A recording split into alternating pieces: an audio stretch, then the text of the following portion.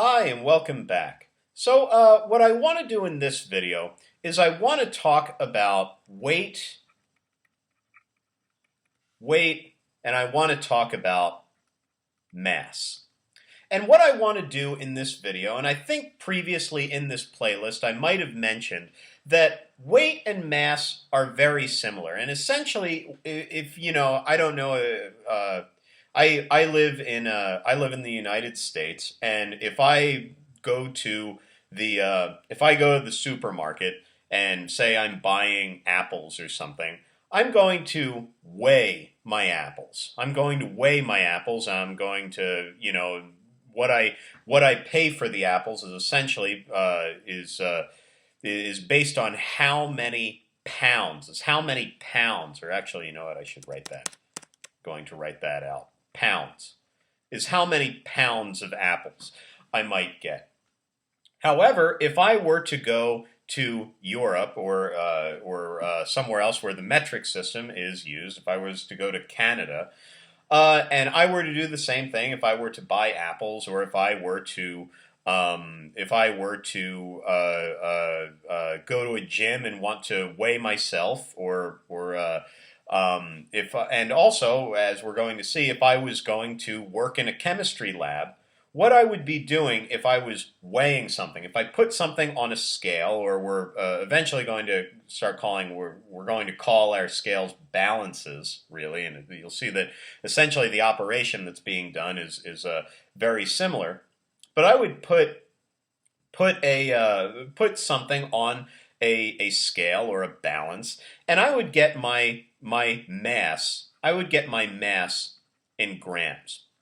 And one of the things that I think I might have mentioned at some point in this video playlist, and if you haven't heard me say it, I imagine that you've probably heard someone say it if you're in a chemistry class, is that weight and mass are very similar. And what we can do is we can convert between weight and mass. So if I told you, and I'll do a small conversion right now. If I say, if I buy 1 pound, of apples, then what that is going to be the same thing as if I bought 453.59 grams of apples. That's essentially our conversion factor. If you remember from dimensional analysis, if we were going to set up a conversion factor and I wanted to convert, I don't know, if I wanted to convert 2.5 pounds, that's the symbol for pounds. If I wanted to convert 2.5 pounds into grams, I would set up this conversion factor and I'd say 2.5 pounds times 1 pound for every 453.59 grams. And then I would multiply this out. Pounds would cancel with pounds, and I would be left with my answer in grams, and that would be, whatever that would be. And we can convert between pounds and grams, and we can convert between units of weight and units of mass. But one of the things I guess I really want to stress, or I really want to tell you about in this video, is that while weight and mass are similar, weight and mass are not measuring the same thing. You're not really, while it's a very similar operation, and while weight is determined in the same way that mass is determined, if we're using this example with apples, or if we were going to say, say instead of if I grew up in Canada as opposed to growing up in the United States, when I went to the gym and I wanted to see how much I weighed after I worked out, I would get my weight in kilograms. So if I worked out, I would get my weight in kilograms, and I guess I can say I weigh about 190 pounds. And actually, you know what? This might be good. I'll erase this real quick. There we go. So if I said, sorry, this is taking me just a second. I might need more than one video to explain this, and hope you don't mind. But if I say I weigh, get rid of that. I weigh 190 pounds. And if I wanted to figure out how many kilograms that was, and say I was living in Canada, I would set up that same conversion factor we had, where I would say 1 pound is equal to 453.592 grams. And then I would say for every 1,000 grams I have, I've got 1 kilogram. So then I could figure out, and I'd just get out my calculator. Let me get this out real quick. There we go. Now I'm just doing this to kind of show you that I can figure out 190 times 453.592 and then divide by 1,000. And I find out that I weigh 86 kilograms. And we just have to, I weigh about 86 kilograms. So essentially, if I grow up, I grow up in the United States and I'm told, I weigh 180 pounds. But if I grew up in Canada, essentially the same measurement, the same, a weight measurement and a mass measurement seems like it's measuring the same thing. And in Canada, I'd be told that I weigh 86 kilograms. What these are measuring, what these two different things are measuring are sort of different. And pretty much what weight is, and maybe you've heard that, if I was in outer space, what would my weight be? If I had gone to outer space and I was far enough from the Earth so that I wasn't attracted to the Earth by gravity, I was out in deep space, what would my weight be? Well, my weight would be nothing. My weight would be 0 pounds because weight directly depends on gravity. Weight is essentially the measurement. So what weight is essentially, if this is, I'll just say that this is the Earth and this is me on the Earth. What weight is the measurement of the force of how hard I am attracted to the Earth. It is the force with which I am pulled down onto the Earth. That's what weight is. What mass is more what you could say is if I'm in deep space, I have a weight of 0 pounds. However, my mass in outer space, my mass is still going to be 86 kilograms.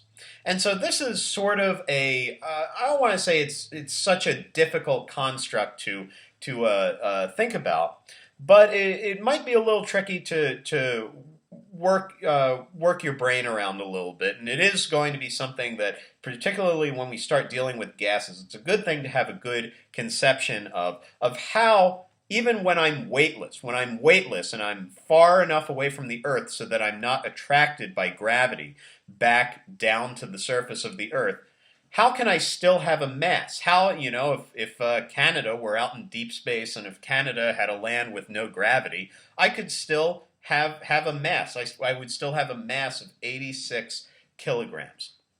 And essentially, what you could think of, and this is something, the way that I think of what mass is, and this is also the way that Sal at the Khan Academy talks about mass, is it's how much something does not want to move, essentially. And you can kind of think about it like this. Say I was out, so again, I'm out in deep space, I have a weight of 0 pounds, and weight, weight is directly indicated, if I put a scale under myself on Earth, this scale measures how hard I'm pulled down on the scale. So that's what the weight is measuring. If I'm out in deep space, so I'll draw myself here, I'm out in deep space, and I put a scale under myself, again, I'm not pushing down with any force on this scale. This scale is always going to read that I weigh 0 pounds. However, I guess the way you could think about what my mass would be is imagine that I'm out in deep space. So I'm out in deep space, and this is me out in deep space, and somehow I've got, let's say, this is a rocket pack. And I'll just draw, I'm not going to be able to draw this very well, but I've got a rocket pack, and I've got, those are some flames shooting out the back of my rocket pack. And then say that I've got my rocket pack, and then say I've also, I don't know, for some reason I took my cat out into outer space. So there's my cat. And my cat also has got the same exact rocket pack. So I'll try to draw this somehow. And let's just, I guess, imagine that maybe my cat is rocketing down, and then I'm rocketing off to the side. And my cat, let's say, I don't know what a typical mass for a cat would be, but let's say, the cat weighs, I don't know, 10 kilograms. That even might be large for a cat, but I've got no real idea of what exactly the mass would be of a cat. You can imagine if we had this same exact rocket pack, and say that this rocket pack, it was exactly calibrated so that the force that the rocket pack was pushing on my cat, and the force with which the rocket pack was pushing on me, if those forces are exactly the same, and we start them at exactly the same time, and imagine that, I know I drew this a little bit weird where the cat is going down and I'm going to the side. But imagine what's going to happen if we both start these rocket packs exactly at the same time. Well, the cat is going to accelerate much more quickly, right? And eventually the cat is going to go farther. It's going to, however, when I start my rocket pack, I'm going to take much more time to work up that acceleration. Imagine I'm just going down this direction. It's going to take me much more time because I've got a much larger mass. There's much more, I have much more matter in me than my cat has in his self. So I've got much more mass. So when we fire these rocket packs, it's going to take me much more time to work up to some type of speed, I guess. And, you can imagine that if we were out in outer space and we had these rocket packs, we would still be able to figure out what our mass would be. Or if we also had, we could do the same thing with if we had a spring out in outer space and we, pulled back on the spring, and maybe that might be an example for a different video. Maybe I'll do another video on that, probably in the physics playlist. But essentially what I want you to understand is that even though I'm weightless, even though I am far enough away from the Earth that I am not being attracted by gravity down to the center of the Earth, I am not experiencing, or, I am at least not experiencing any gravitational forces from the Earth. I still, even though I weigh nothing, I have a weight of 0 pounds out there, I am weightless. Even though I weigh nothing, I still have a mass, because if I were to apply a force, if I had this jetpack and I applied a force, it's going to take me longer to accelerate up to a certain speed than it would a cat or another object that had a much lower mass. So that's, I guess, essentially what I wanted to convey in this video. So hopefully that gives you a little bit of an intuition about the difference between weight and mass. And we might revisit this in the future of this playlist. And specifically, one of the things, it might be a while before we actually start talking about this, but one of the things we are going to start talking about when we start talking about gases is we're going to talk about the mass of a gas. And you can kind of imagine, if I have, and this might be a good analogy, if I have a helium balloon. I don't know if you've ever played with a helium balloon before, but say, that's me, and I am holding on to a balloon that's filled with helium, and so this is my helium balloon. It's, it looks like it's weightless, right? Or it looks like, the balloon, I actually have to hold on to the balloon, because if I let go of the balloon would keep on floating up. It would float up all the way into the atmosphere. So it seems like this balloon is weightless. But what we're going to see is, if we put this balloon in outer space, the same way we did with myself and this cat, and we had rocket packs and we tried to accelerate the balloon, this balloon still is going to have a mass. This balloon might seem like, and it also, the balloon really does have a weight still. There is a certain weight with which this balloon has, and it's very hard to measure. But when we start talking about different gases, it's important to realize that even though it might seem weird to talk about the weight of a gas or a mass of a gas, it's important to realize that there is still matter. There's still matter inside of this balloon, and this gas that is inside this helium balloon still has a certain mass. So anyway, I thought hopefully that clarifies. Maybe if you don't think that was a good explanation, maybe I might make another video. And please leave comments if you're still having trouble understanding the difference between weight and mass, because I know that this is sometimes sort of a tricky concept to work your mind around. So anyway, I'm actually out of time. I guess I'll see you in a future video. Thanks for watching.